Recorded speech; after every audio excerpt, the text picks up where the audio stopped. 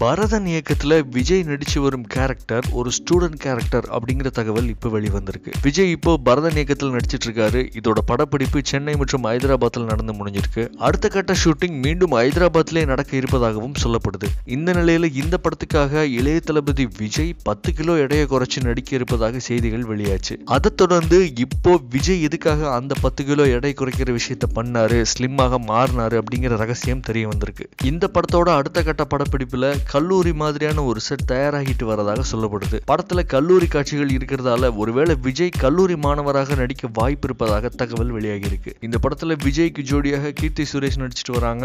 மேலும் ஜெகபதி பாபு, சதீஷ், டேனியல் பாலாஜி உள்ளிட்ட பலரும் நடிச்சிட்டு வராங்க. சந்தோஷ் நாராயணன் இசையமைக்கும் இந்த படத்துக்கு சுகுமார் ஒளிப்பதிவு செய்யறாரு. விஜயா புரொடக்ஷன்ஸ் நிறுவனம் தயாரிக்கிறாங்க.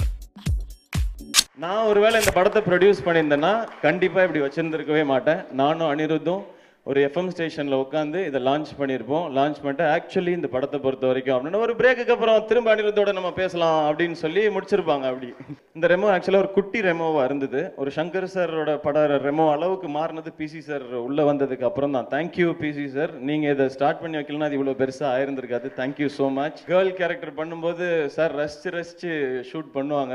எனக்கு தெரிஞ்சு கீர்த்தி பொறாமப்பட்டது காரணம்லாம் அதுவாக தான் இருக்கும்னு நினைக்கிறேன். என் க்ளோஸ்அப்புக்கெலாம் அவ்வளோ நேரம்லாம் யாரும் லைட் பண்ணதே கிடையாது. என் க்ளோஸ்அப்லாம் அப்படி வச்சு கண்ணுக்கு மட்டும் ஒரு லைட்லாம் பிசி சார் வச்சுருப்பாங்க. நான் அப்படியே பார்ப்பேன்.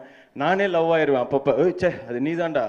உண்மையிலே இந்த லேடிஸ் எல்லாம் பயங்கரமாக அப்ரிஷியேட் பண்ண நினைக்கிறேன். இந்த த்ரெட்டிங் பண்ணுறதெல்லாம் இருக்குல்ல, ஒவ்வொரு முடியாக பிடுங்குறாங்க. செத்துட்டேன் நான் 3 தடவை பண்ணேன். நான் 42 டேஸ் பண்ணோம் இந்த கேரக்டர் மட்டும்.